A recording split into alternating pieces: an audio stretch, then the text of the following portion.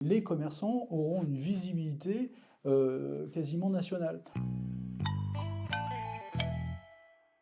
J'ai une question d'une internaute, Mathilde, qui est, commerçante, qui s'intéresse aux halles. Elle a la question par rapport aux charges.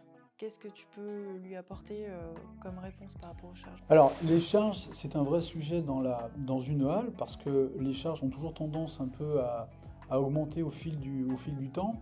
On ose dire chez Terroir qu'on maîtrise les charges. Alors, on a plusieurs effets. On a l'effet de la mutualisation. C'est-à-dire qu'il y a 19 commerçants, j'en compte même 20, y compris le restaurant. Donc, on va exploiter un effet de masse et on va mutualiser toutes ces charges, par exemple l'éclairage de la halle. Alors, avant de te répondre à la question, brièvement, il faut voir ce qu'englobent les charges. Les charges, d'abord, c'est les consommations collectives. Ensuite, c'est tout ce qui est taxes, etc. Et puis, on a un gros budget qui est le budget nettoyage, le budget sécurité.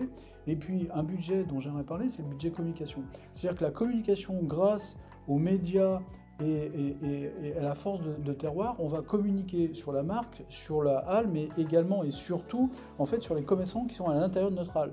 Et pour une centaine d'euros par mois, les commerçants auront une visibilité quasiment nationale. En tout cas, régionale, c'est sûr.